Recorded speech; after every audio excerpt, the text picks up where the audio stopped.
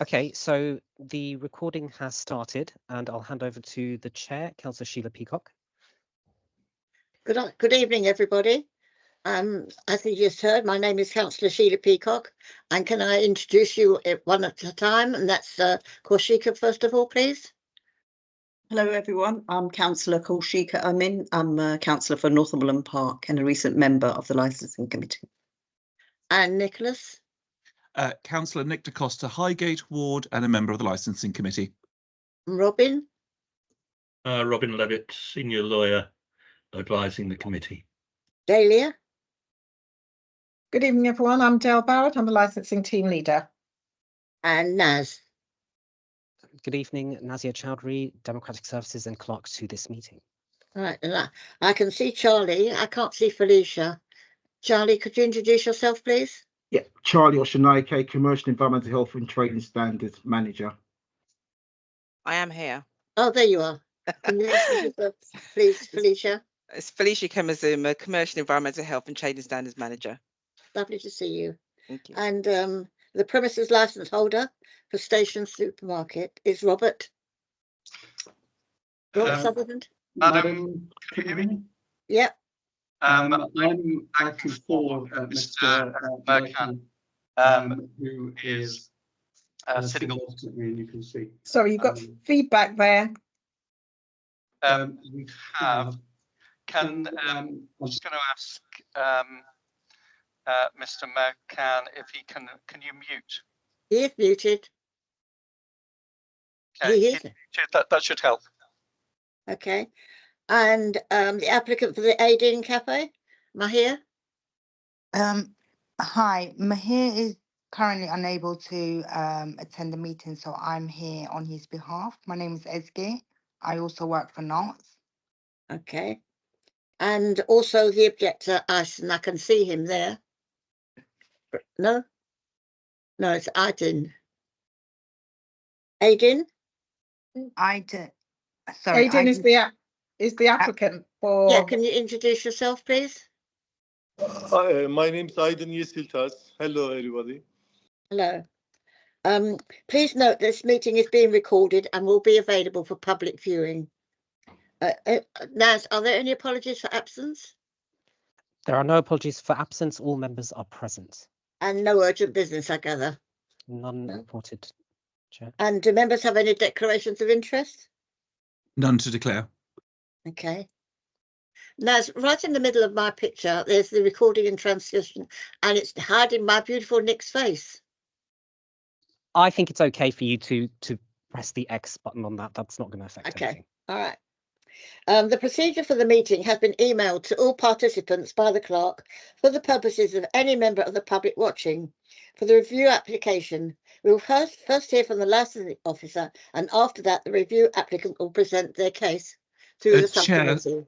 Chair, sorry to interrupt. Could I make a suggestion for the subcommittee that we hear the cases in reverse? So we take item 7, which relates to the Aidin Cafe, and then item 6.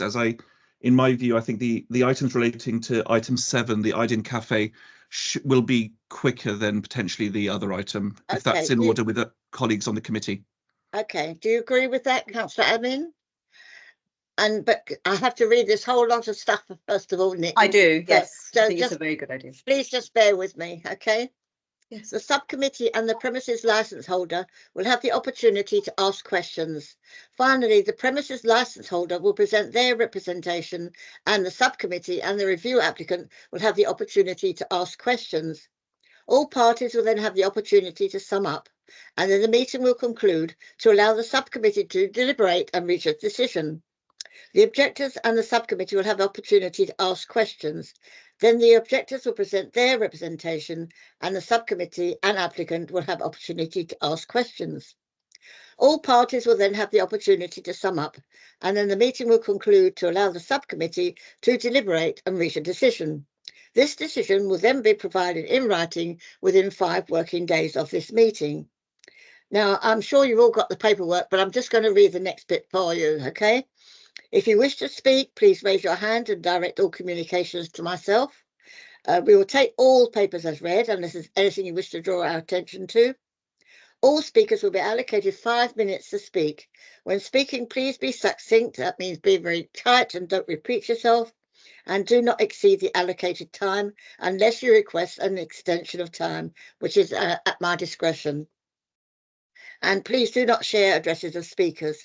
In the event there be several speakers for each party, please avoid repetition and perhaps consider having a spokesperson to address all concerns. I think those last two elements are not necessary for tonight. So we'll move straight on to item number 7, application for a new premises licence at the Aideen Cafe, 471 Green Lanes, London, N4 1AJ. Miss Barrett, please can you introduce your report? Thank you, Chair. Chair, just for clarification for the recording. So whilst we've got the agent here this evening and also the applicant, Mr. Yasiltas, the objector has not turned up. So obviously you've got the objector's letter on page 175, Chair. Okay, thank you. But I will go through the report. So this is an application for a new premises license for Aideen Cafe at 471 Green Lanes. The application is submitted by Mr. Aideen Yasiltas, and he has used NART as the licensing agents who have given him advice throughout this process. The application is seeking the ability to provide the sale of alcohol at the time shown on page 145, and also late night refreshment share through till midnight on a Thursday through to Saturday. The sale of alcohol would be for consumption on and off the premises, and hours open to the public. They're asking for Sunday to Wednesday, 7 a.m. to 11 p.m. and Thursday to Saturday, 7 a.m. to midnight.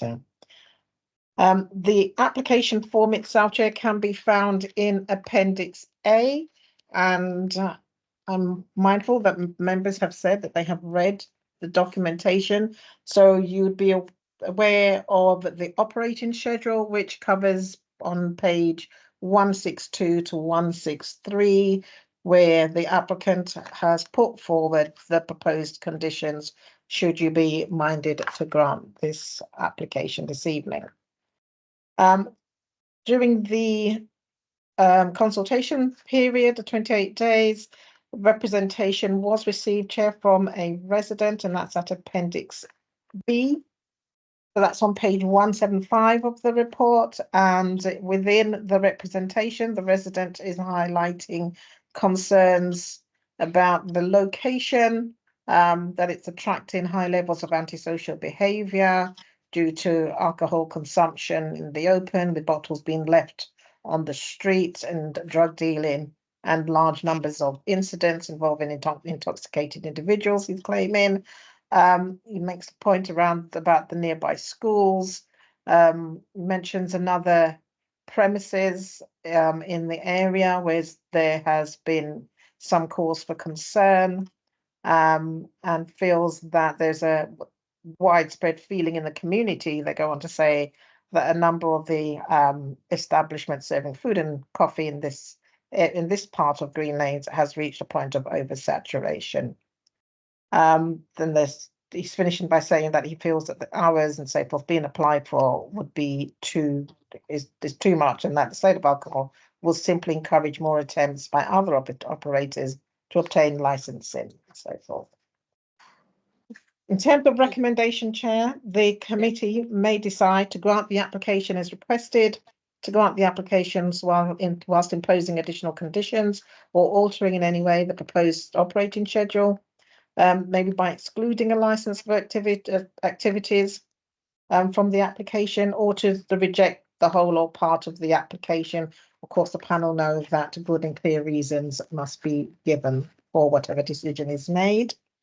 And in terms of background, the premises is part of a terrace of retail units with residential accommodation above. And on page 146 of the report, Chair, you have got the various points from the licensing policy that you're familiar with, as well as on page 147 at section 4, the licensing hours, as it states in the council's policy. I would just, in closing, Chair, remind the panel that Section 17 of the Crime and Disorder Act comes into play here, as does the Human Rights Act, Chair. And I think I can finish there, Chair, if you have any questions for me. Thank you very much. Councillor Costa, have you questions? Councillor Amin? You've muted. Sorry, she. Delia, can I just ask, one of the things mentioned in the letter is the context of people drinking out on the streets, which presumably doesn't come necessarily from the people who are, you can't tell where the alcohol came from. So it's hard to know. But I think I wondered about whether that is relevant to this application or not, as a sale of alcohol would be within the cafe, and also when food is sold to external, to residents, other people, and presumably the alcohol is taken then to the person. So I just wondered whether it was relevant at all. Yes, it would be relevant because the application is asking for the ability to do on and off sales. So it could potentially be the case that somebody is buying an alcohol from there and taking it, and may decide to open it and consume it on as they're walking along the same street, basically. Although we'd prefer that they wouldn't do that, but yes, it would be relevant in that context. Yeah. Have you any further questions of Delia Barrett? No. I don't think so. No. Okay. And so we're now here from the applicant, Mr. Mahir Kilic. Hi. Is that Eski speaking for him? Yes. Eski, would you like to put your camera on, please? 1 second, please.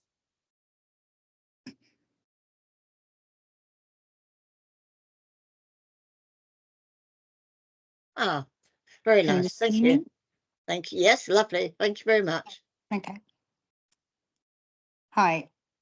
As Delia mentioned, this application has been made for on and off sales at the premises on a Sunday to Wednesday from 11 a.m.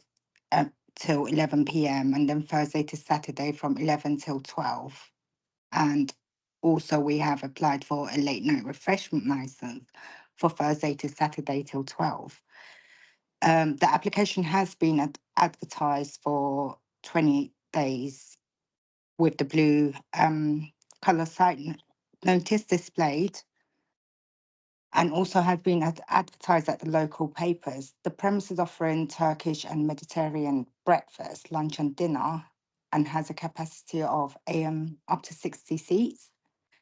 The plans of the premises is also available to you. I confirm we have not received any objections from responsible authorities such as police, who is responsible under the Prevention of Crime and Disorder objective. There is only one representation from a local resident, and it's based on our response to the impact of antisocial behaviour.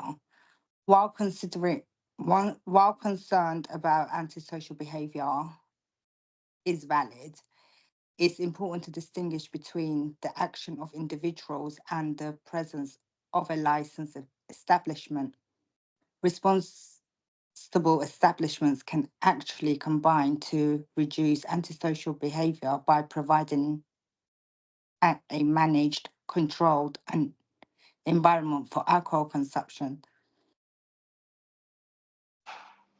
Implementing, I'm so sorry. That's all right. That's all right. Take your time. Take your time. Implementing strict operational guidelines such as strict age verification, control serving hours, and cooperative with local law enforcement can mitigate potential negative impact. Also, it was mentioned about the school and the community safety. So the school that was mentioned was, I think, South Haringey School. Yes. it has been carefully considered of the operating hours, and with a proposal to limit alcohol sales during the times when children are likely to be travelling to and from school. A well-run establishment can contribute positively to community safety and increase foot traffic and provide a venue for community engagement, whereby deterring antisocial behaviour. The other thing that was mentioned was about problematic establishment. It's important not to generalise issues associated with one establishment. I'm assuming that they are referring to Rakas, which is close by. To all potential new venues should therefore, so each application should be judged on its own merits, including the experience and track record of operation, proposed management practice, and willingness to work with the community and authorities to address specific concerns. The concern regarding the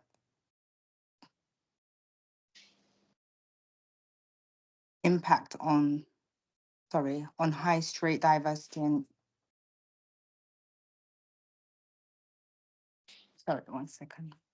The concern regarding the food and coffee outlets is recognised. However, diversity and on the high streets are not solely defeated by the type of businesses present, but also by their quality.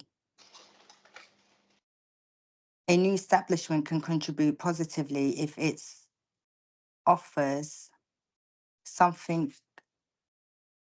distinct or of high quality than existing options, encourage local employment and engage with the community through events of partnership. While the transition from retail to food and beverage Esky, I'm going to allow you a few more minutes because I know that you're having difficulty in reading, okay? But because your 5 minutes is up, but I'm allowing you extra time just to make sure you get through, okay? Thank you, Chair. The I'm so sorry, 1 minute.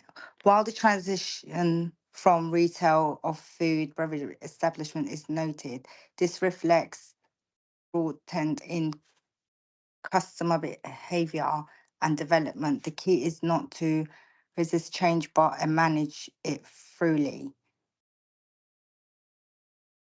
Finally, fostering a collaboration relationship between new establishment and the community can address many concerns at their root, encouraging businesses to participate in community meetings, contribute to local directives, and establish open line to communication with residents can build mutual respect and cooperation, leading to more harmonious coexistence. Is that it? Yeah. Thank you so much. I appreciate you've had difficulty, and we'll take that into account. Yeah. Okay. Any questions, members from Nick DaCosta? Any questions of Esky? Yes, but I think Miss Barrett wants to come in. She's got her hand up, so right, let her go first before me. Okay, I saw your hand. I didn't see hers. Go for it, Don't Dave. worry.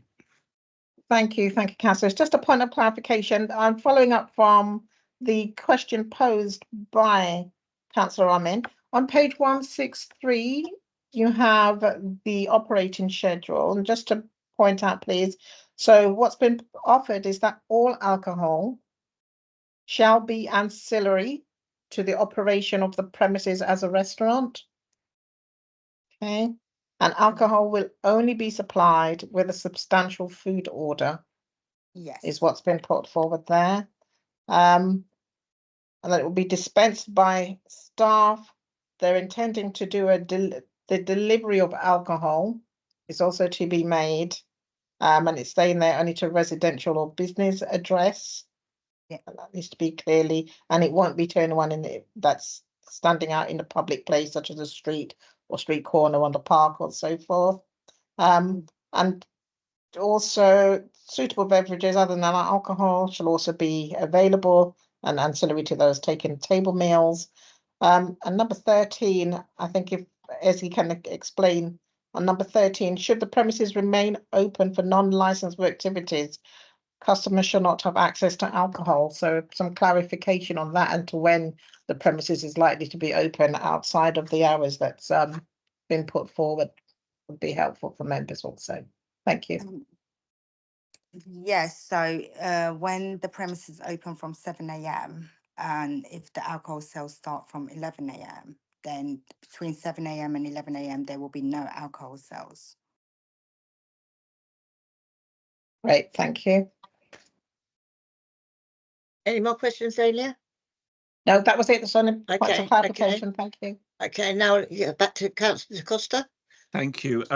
Yeah, a couple of questions, but hopefully fairly quick. I think we might have to ask that 13E13 be reworded because it, at the moment, the current wording makes it seem like you're planning to stay open past midnight. So I think we need to reword that that one there.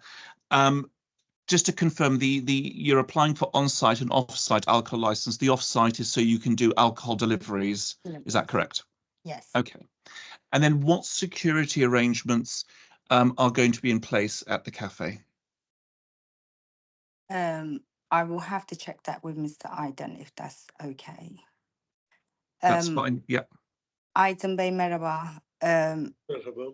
Size bir şey sormak istiyorum. İşletmede nasıl bir security sistemi oluşturmayı düşünüyorsunuz ya da security düşünüyor musunuz? Yani şimdilik bunu düşünmedim. Yani gerektiğinde tabii ki security tutacağım. Yani tabii ki.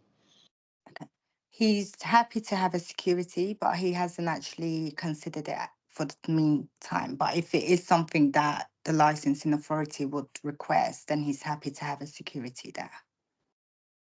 Okay, thank you. That's all the questions from me because we covered the clarification of section 13. So that's all the questions from me. Thank you. Councillor Amin, have you any questions? No questions. Okay. No further questions or points of clarifications. When the objector's not arrived, is that the case? Still no objector, Chair, so you've just got to take it under the document in front of you, Chair. Yes.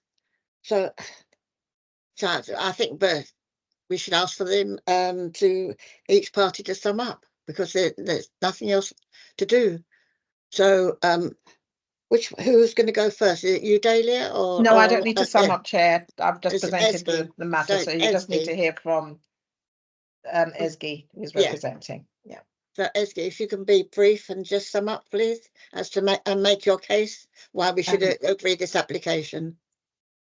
Thank you, Chair. Basically, when we would like to have a license at the premises, and we will ensure that it is safe enough and everyone is actually safe. We are happy to have a security if that's what's gonna make it a bit more safer for the community. And we believe that Mr. Aydın is a responsible person and that he will be able to manage the sales of alcohol at the premises.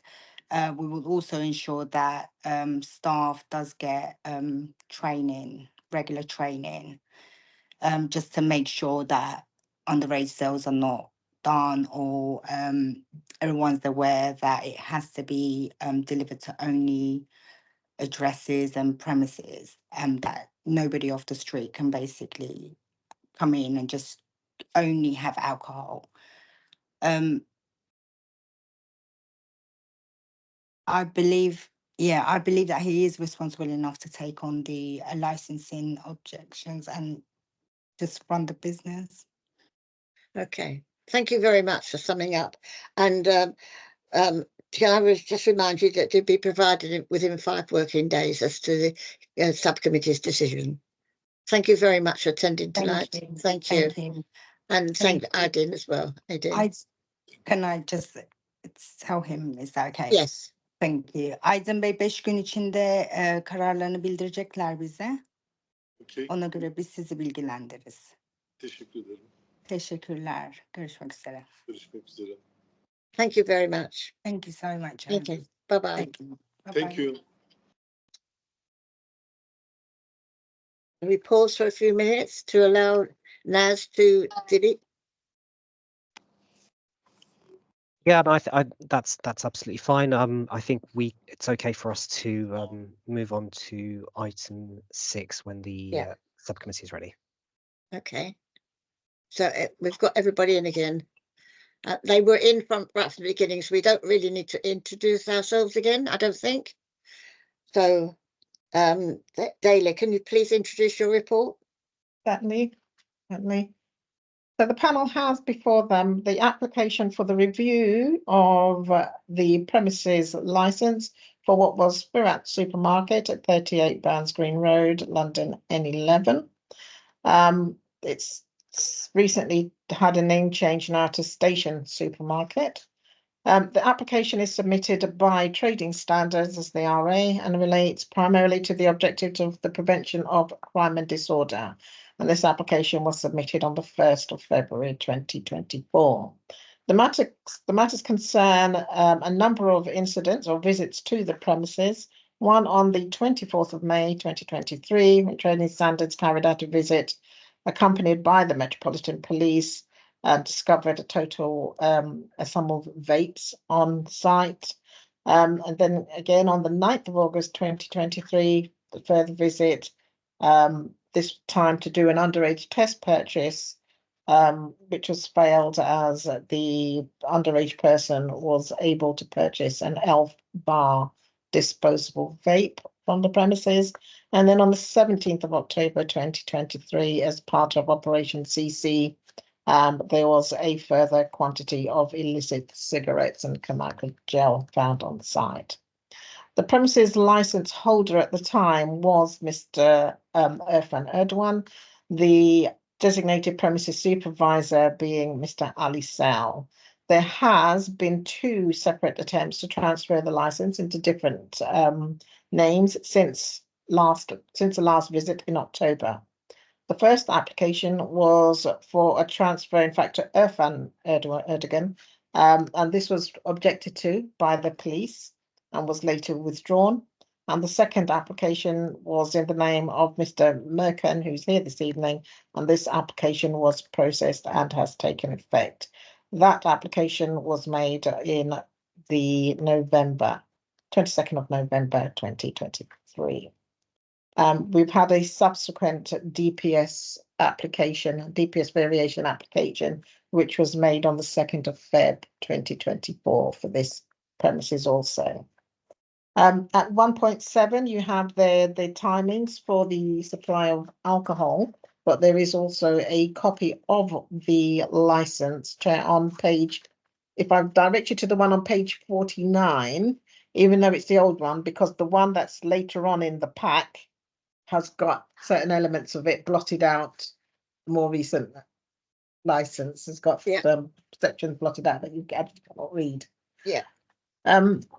In terms of consideration for the licensing subcommittee, the committee may decide to modify the conditions of the license, or to exclude a license for activities from the scope of the license, or to remove the designated premises supervisor, or suspend the license for a period not exceeding 3 months, or to revoke the license.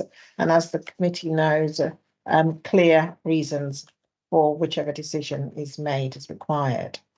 In terms of background, the existing premises license took effect in 20th of October 2016. The premises has had previous issues with illicit tobacco and alcohol that led to targeted conditions being imposed on the license when it was granted again in October 2016. The initial premises license had fallen away in 2016 when it became apparent that the limited company it was held under had been dissolved some time earlier. but the operator at the time had failed to notify the licensing authority. The matter came to light when the Trading Standards Officer was seeking to review the license at that point for illicit tobacco and alcohol, and found that they had been found on site at that time. And so instead of that review being done, a new application was made, and the conditions that the Trading Standards Officer had wanted to impose were put in under the new license. In terms of the licensing policy, Chair, you have those set out from section 4 onwards, and as you are aware, the Human Rights Act and the Crime and Disorder Act do play a part in your consideration here this evening, Chair. Chair, just to take you through the rest of the documents, so there's the copy of the license for you within the pack. You've also got within the pack, Chairs, at Appendix 3 some additional information and supporting documents that has been submitted by the agent acting for Mr. Mercan. Mr. Kilic had submitted those, but I'm sure Mr. Sutherland will be speaking to those, and I believe there is an additional set of documents that has been submitted by Mr. Sutherland also, that he will be seeking to rely upon this evening, Chair.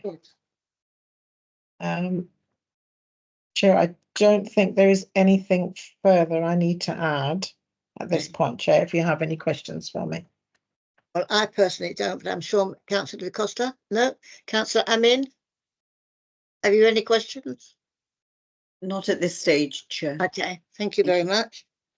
Okay, so we'll now hear from, I'm really sorry that I can't pronounce your surname, but it's Felicia, if I can call you Felicia. Yeah? Could you please introduce the review application, please? Okay, good evening, Chair. My name is Felicia Ikemazuma. The application to review today relates to two objectives, actually. It's the prevention of crime and disorder, and also the protection of children from harm. And as Dahlia had explained, it relates to 3 incidences that took place at the premises between the 24th of March and the 10th of October 2023. The first instance being a visit carried out by Trading Standards, accompanied by the Metropolitan Police, where 227 disposable vapes were seized. The reason that these vapes were seized is because they did not comply with the Tobacco and Related Products Regulations 2016, in that the tanks of the vapes, so the tanks that contain the chemicals, exceeded the 2mm maximum size allowed for these types of products. Most vapes allow for 600 to 650 puffs, and a lot of the vapes that were taken away on this day had tanks as much as 3,500 puffs. Some of the vapes had the incorrect health warning, and the majority of the vapes that were seized did not have a UK address, which means it wasn't intended for the UK market. And lastly, the vapes that were not the types registered and approved by the Medical Healthcare Regulation Authority, and therefore, which is a legal requirement, so therefore they were illegal. In addition to the vapes, you also seized 5 sachets of Kamagara oil jelly, which is a controlled erectile dysfunctional medication, which is normally only ever given by prescription, and the premises is not a registered pharmacy and therefore should not have been selling it. So it can be an offence under the Human Medicines Regulations 2012 to sell controlled medicines over the counter, and a ban practice under the Consumer Protection for Unfair Trading Regulations 2008 to give the impression that the product is legal to sell when it is not. There are pictures of these particular products that we seized on page 25 and 26 of this report if you want to refer to that. After this seizure, we wrote to Mr. Saeed, who at the time was the designated premises supervisor and the premises license holder, but we received no reply to either. We wrote twice and we received no reply to either of those letters. The second incident took place on the 9th of August 2023, when officers from the trading standards carried out an underage test purchase. And as already explained, the sale was successful, where a underage cadet or person was able to purchase an Elf Bar disposable vape. That sale was made by a Mohsin Ahmed, and that was on the 9th of August. The third incident, which took place on the 17th of October 2023 at the premises, again, was a visit carried out by Trading Standards under the Operation CC project, which is an initiative to disrupt illegal tobacco being sold in the borough. And on this occasion, we were accompanied by tobacco search dogs. On entry to the premises, there were two men within the premises. One was unidentified, and he was about in his 40s, and the second was a younger man in his 20s who gave his name as Mohsin, and that's the same name as the person that was there on the 9th of August. The officers introduced themselves and showed their ID, and at that time, the older gentleman ran out of the shop, grabbed a jacket and ran out of the shop. They pursued him and eventually got him to hand the jacket over, and when he did, they found 640 non-duty paid cigarettes and a packet of Kamara jelly also within the jacket. And pictures can be seen of those items taken on page 37 of the report. So those are the three incidents that took place. There has been some intimation that the current license holder, Mr. Hasim, was not the license holder at the time, was not involved in the business at the time. But as far as Trading Standards are concerned, the business was owned by Gordon Express Limited, and that was incorporated, and Mr. Hercombe was incorporated on the 4th of May 2023. Mr. Saeed was a previous director, and he resigned on the 4th of May 2023. So as from the 4th of May 2023, Mr. Hasim was a person with significant control of the business. And as a company director, you have a responsibility to make sure that your business is running effectively and properly. Felicia, you've had 5 minutes. Okay. How much more time do you require? I think that's the basis of the reason why we're making this review. Just quickly to sum up, basically we were asking for either for the license to be revoked completely, or if you're not minded to revoke the license, to suspend the license for 3 months so that we can ensure that appropriate measures are put in place to make sure that nothing like this happens again. We have been frustrated by the fact that every time something goes wrong on these premises, they change the ownership. But then we're back to square one with the same issues happening again. So that's the case that we're putting forward. Thank you very much. Councillor Da Costa, have you any questions? Thank you, Felicia, for that.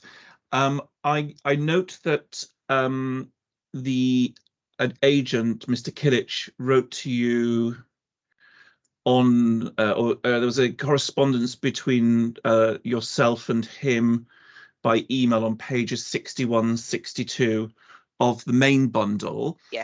Apart from that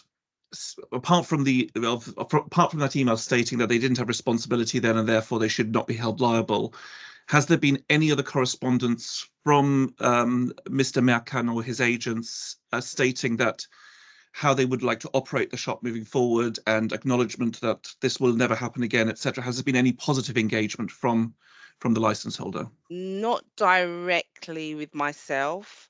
I know that they did put some. They have put some additional measures in place now. It came with as the additional bundle of information.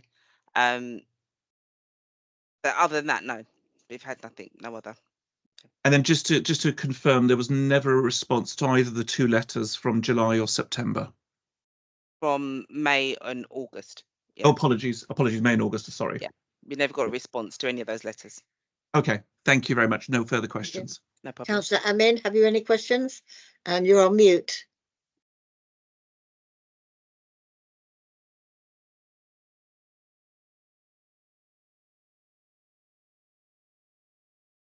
Can I just ask one thing, please? You mentioned Mr. Merkan, and I can hear that he's not engaged particularly well with the process. I just wondered when has he responded, and how much are we likely to see Mr. Merkan taking on the responsibilities about what's happened in the past? Because he was, after all, one of the directors at the time. Has there been any kind of contrition from him, or any kind of response from him which suggests that he will take responsibility for the kind of issues they've had in the past? Only the information that was provided in the additional bundle, which, as your colleagues explained, is in it's agenda item 6. And the page, oh gosh, I haven't got page number for this. It's a bit of an awkward one. It's agenda item 6, page 1. Yeah, page 1 of agenda item 6. Yeah. That's the additional information that he provided, so that he will ensure that it doesn't take place again. Things like this will not happen again. Councillor, I mean, did you not see the extra one that came through? It's a very full description from Mr. Merkan. Yeah, but it does. I mean, yeah. It So talks about moving really that is forward, the only but nothing, response, though. Yeah, and there's no other response which indicates that he has taken responsibility for what happened in the past, because he was director. No, it was because it has been implied that he was not available. He was not in the country during that period of time, and therefore he wasn't aware or responsible for the actions that were taking place during that period of time. Okay. If there are no further questions, can I then ask Mr. Robert Sutherland, as the premises licence holder, can you speak up, please? You have 5 minutes to ask questions. Councillor, I did have a couple of questions, if I may ask Ms. Ekamazuma. Yes.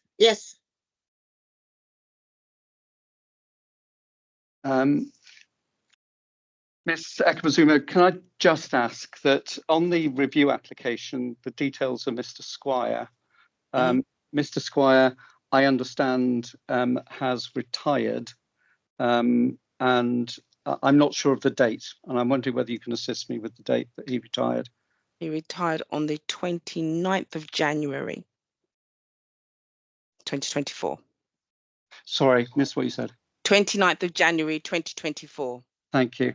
And are you aware that is there any forwarding from any emails to him, or any redirection when anyone sends an email to him, to yourself or to anyone else at Trading Standards?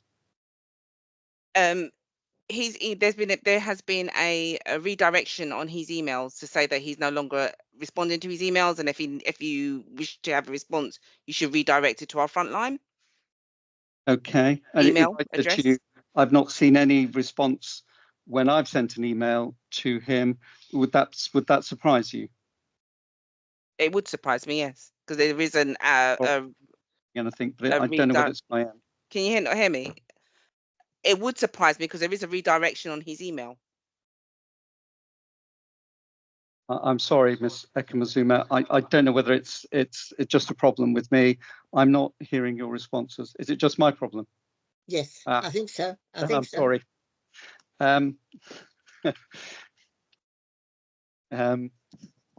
What she's saying is that when you email him, you should get the response straight away. I think Mr. Sutherland's completely lost audio. He can't hear anything we're saying. Oh dear. So I think Mr. Merkan, well. And he's on mute now. He's on mute as well. So I think he might need to use Mr. Merkan's laptop potentially, because we can't hear a single thing Mr. Sutherland is saying, and he's muted himself. He's on mute, yeah. But he can't hear us, so that's the problem. Mr. Merkan, can you unmute? That's it. Yeah, he will use my laptop just for. Okay. They need to see you. Hopefully, I've sorted the sound out.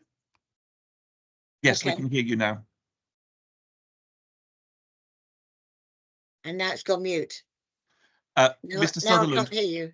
Mr. Sutherland, we could hear you because Mr. Merkan was unmuted.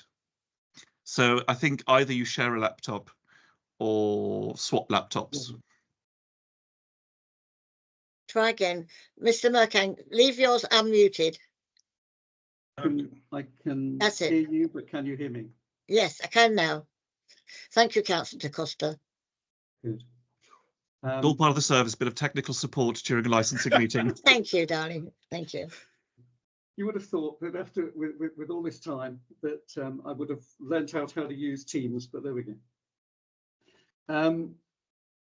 Would you like Felicia to say again your reply to your question? That'd be very helpful. Felicia. Sorry, I was saying that there should have been a redirection on Mr. Squire's email. So if you send an email, you should have got an email back saying that he no longer is with the council. But I've just been informed that it's actually failed, so it's not working. Okay, thank you.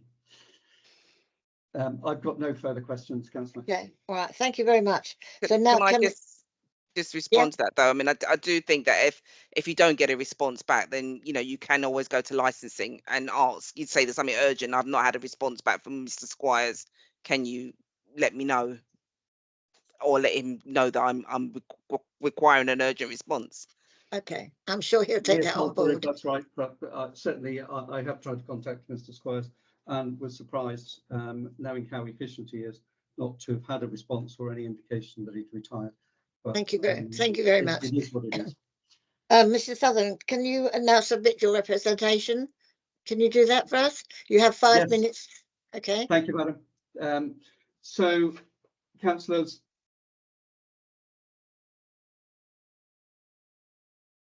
Oh, we've lost you again. Mr. Mercan, please don't put your thing on mute. Please don't. Please. Sorry, I thought it was working. That's why. No.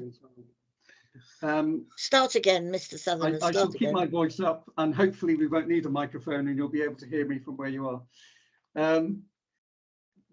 The situation here is very much about the documentation as to when Mr. Mercan takes over the business, and the documentation unfortunately is not as clear as any of us would like. I think that's correct. The situation is that in relation to the incidents themselves, I cannot, and Mr. Mercan cannot, provide any explanation into those incidents. He, as has been indicated, was not in the country and did not believe. Now, I appreciate that the legal position is different, but he did not believe that, in fact, other than the interest that he had expressed with regards to Mr. Sy and taking over the business, he did not believe that he was involved in the running of the business from May until when he does take over in November. He does apologise in his statement, and again will apologise to the committee that obviously his misunderstanding of the situation has not helped in relation to this, and what I will invite the committee to do is that in these circumstances to modify the licence, change the conditions, but not impose any suspension and not impose any revocation. The basis of that, as you'll have seen from the documentation and Mr. Mercan's statement, is that he looks to express an interest in the premises, take over the business, and that forms the basis of a business agreement, business sale agreement, which is actually drawn up by, I understand, by NARTS. That is signed and dated on the 4th of May. I believe this is at page 66, 67 of your agenda papers. And you can see from that document, which is dated the 4th of May, that the completion at that stage, it says, would take place on the 1st of November. As part of that, you also have a lease or sublease, which is contained at page 6 of the bundle, which was submitted on behalf of Mr. Mercan. and that contains a sublease which is dated the 4th of May. You'll in fact see that it's subsequently dated on the next page on the 6th of July, but you'll see that it comes into effect with regards to the term and with regards to the liability for any rent on the 1st of November 2023 and the 31st of October. And you can see that at page 23 of that bundle, you'll see that it's signed, and again, it's dated the 4th of May. In addition to those two documents, which I suppose on the face of it are clear in relation to what happens, an additional thing happens which muddies the waters and creates a good deal of confusion. Mr. Mercan was advised at the time that as part of the means of showing trust between the parties, that the company should be modified so that he became the director and the then director, Mr. Sale, would cease to be a director. And that you've seen on the documentation, that clearly takes place, and the director transfers from Mr. Sale to Mr. Mercan. You'll have also seen that at some stage after that date, in July, the electricity is transferred over, or it specifies him as the director or managing director of the particular company. Now, all of those things, I would say, don't help in relation to the circumstances, simply because on the face of it, and probably as a matter of law, you have Mr. Mercan being responsible for the trading company, which, as has been said by trading standards, obviously they should take responsibility for what's going on at their premises. Mr. Sutherland, none of that I would disagree with. You've actually had the 5 minutes, but because of the problems you had at the beginning, I'm going to allow you another couple of minutes, please. Okay. Thank you, Councillor. So, in essence, what we then have is quite a lot of confusion, and the other documents that I would then refer you to are when I would say completion takes place. So, completion starts with the agreement of valuation certificate, which is at page 45 of the bundle that was submitted. That sets out a value for the stock and comes to a total of £14,990. You then have after that 2 records of payment. Apparently the one payment couldn't go through, and so it's divided into 2 tranches. So you have a payment of £5,990 10p, and then on the following day you have a further payment of 9,000. So those payments are made on the 20th and 21st of November. And then following on from that, you have the transfer application, which is lodged on the 22nd of November, sorry, and that's asked that it take effect immediately. So they're the documents that I would refer the committee to. I note that in the statement it's a typographical error, and it's my error, and you can see through the other documentation that that it's clearly a typographical error. Is that at paragraph 17 of his statement, it says that I produced my passport flight details to show that I left England on July the 1st, and that should read July the 10th.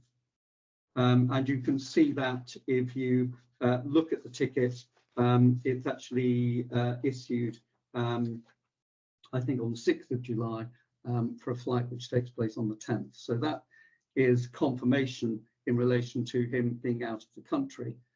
But the key issue here, which we would invite the committee to accept, is that whilst the documents at Companies House indicate that he, in fact, was the director and in charge of the business, he did not have control of the bank account, he did not have control of the business, and was not involved in the running of the business for all of that period from the 4th of May all the way through until he takes over on the 21st of November. Thank you very I'm much. sure there'll be questions. I'm sure there will be. I'm sure there will be. Can I ask Councillor Da Costa, have you any questions of Mr. Sutherland? I do, and thank you to Mr. Sutherland. So I agree that there's a lot of muddying of the water here, but on the face of it, Mr. Mercan becomes the owner of the company on the 4th of May when he becomes one of the significant, well, the sole shareholder in the business. So it's not only the case that he became a director, he also became the sole proprietor of the business at that point. And therefore, and that is the date at which he has responsibility for the trading company. Who advised taking ownership of the business from the 4th of May, both becoming a director and taking ownership as per transfer of significant portion of control on Companies House? My understanding, Councillor, is that it was based on advice from NARTS. I wasn't party or present at the time, so I don't know, but that's what I'm informed. And certainly it's on that basis that he takes that responsibility. What I would say, I suppose, is that whilst as a matter of law, I don't disagree with anything that you've said, what I would say is that it would appear to me that the company cannot be trading or should not have been trading at the premises, because the controlling aspect of the company is the gentleman sitting opposite me, not Mr. Say. Okay, thank you for that. Would, in paragraph 14 of the additional bundle in the witness statement, Mr. Mercan states, as part of the trust, I became a director of the company, as Ali said it would be a good idea. If it was part of sort of showing trust in the future sales/relationship, would it have not made sense for both individuals to have remained directors at the same time, and probably would have caused less muddying of the water? I can't disagree with you, sir, and I can see Mr. Mercan nodding. I would agree wholeheartedly with you. I just think it was a bad decision based on probably not the best advice, but okay, thank you. Page 3, paragraph 22 of the additional bundle states, quote, Ali promised me he would only do as I instructed and would not do anything illegal, end quote. Based on that paragraph, that implies that Mr. Ali was under the instruction of Mr. Mercan during the period before November, i.e. before Mr. Ali's complete exit from the business. So therefore, would it not be considered the case that based on that, Mr. Ali is under the, inverted commas, management or directorship of Mr. Mercan? So if that's how you're reading paragraph 22, then my apologies, that's not the intention of paragraph 22. Paragraph 22 was really to cover the period from the transfer of the license to when he becomes the DPS. So I think Ms. Barrett indicated that the transfer application, the variation for the DPS application is lodged on the 2nd of February. I think it's at that stage he, of course, asks that the application takes effect immediately, and therefore he becomes the DPS. But the period from when he lodges the transfer, which is on the 22nd of November, through until the date when he lodges his application to become the DPS, there's a period of time when he didn't have a personal license holder who could operate, and therefore used Mr. Say's personal license as the DPS. And that's the period that paragraph 22 refers to. If that's not clear, then my apologies, Councillor, because that's the intention of paragraph 22. Coming back to if the period between May and November, as far as Mr. Mercan was concerned, the operation of the business was not under his control, and therefore he didn't know what was going on at the premises during that period. Indeed, for quite a bit of that period, from July through to towards the end of October, of course, he's out of the country. Okay, thank you. Do any of the previous people involved in the business, so Mr. Say, both of the Mr. Erdogans, because I believe there were two, and Mr. Ahmed Mohsin, have still any involvement in the business at the moment? The answer to that, you can see Mr. Merkan. Explicitly, no. No. If it would help the councillors, obviously, if there was a condition which named the individuals who they didn't want involved in the business, that could be added, and we can ensure that that's compliant. Thank you. Mr. Sutherland, you mentioned the payments which are shown on pages 111 to 113 of the additional bundle, but in red lettering have a different number, usefully, 46, 47, 48, I believe. Can I just confirm this payment of £14,990 and 10 pence, that's specifically related to the transfer of stock, i.e. goods within the shop, rather than the sale of the company, is that correct? Yeah. Yes, I understand that's correct. Okay, thank you. And then my last question, the chair will be delighted. And I would like Mr. Merkan to answer this if possible, Mr. Sutherland, if you agree. Since you've taken since the 1st of November, i.e. when you allege you've taken responsibility for the shop, have you found any other items within the shop which are illicit? And if you have, what have you done with them? I haven't found anything, councillor. Even if I did, I mean, the best course of action is to report it to the police. And that's what I have to do. I mean, by law, you can't trade illegally, as simple as that. You know, it's a matter of public safety and prevention of crime. I mean, you can't, it's impossible to do anything. I mean, I've been there since I've taken over, since I had my license, been there 6-7 days, 14 hours a day. So I'm trying to put things back in order of all the mess that's been created. Thank you. Thank you, Mr. Merkan. Thank you very much, Chair. That's all the questions from me. All right, Councillor Amin, have you any questions? No, I think the questions asked by my colleague, Councillor, were absolutely pertinent, and I don't think I have any further to add. Thank you. Thank you. And Felicia, have you any questions? No. No, I don't have any questions. Okay, then Mr. Sutherland, can I ask you? Sorry, Chair, I've got one more question, but for Doctor.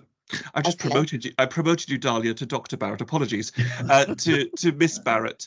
I completely forgot to ask this question to you earlier. If it's all right for me to ask the question. Okay. Yeah. Thank you. In the bundle, it was stated that the reason for the delay in the transfer of license was due to something about paper immigration forms. Can you expand on that any further, because I was a bit surprised by that. Yes, so obviously when you are applying for these now, you do need immigration is an issue that needs to be, it's a box that needs to be ticked. And in Mr. Merkan's case, his immigration document was still a paper document. Yeah. Normally what we're now getting, we get the share code and we're able to then use that share code to go and access and find out the information we have.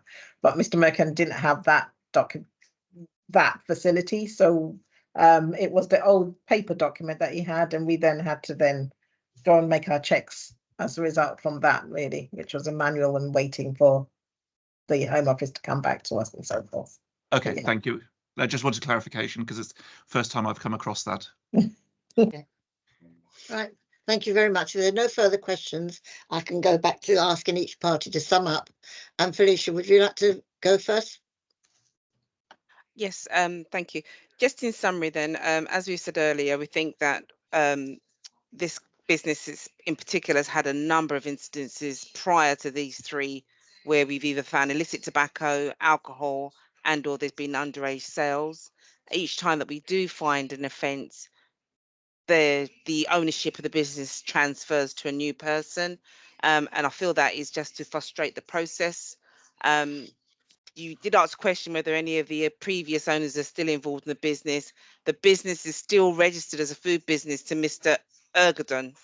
So I don't know if that's something that's just an oversight and no one has re-registered the business, but it's still registered in his name as a food business. So in summary, we would still request that we either go for a suspension or a revocation, or a suspension in order for us to get their house in order entirely before they start to operate, or a revocation. Thank you very much. And Mr. Sutherland, would you like to also sum up? Councillor, thank you. Just picking up on a couple of those things which have been raised by Ms. Ekamazuma.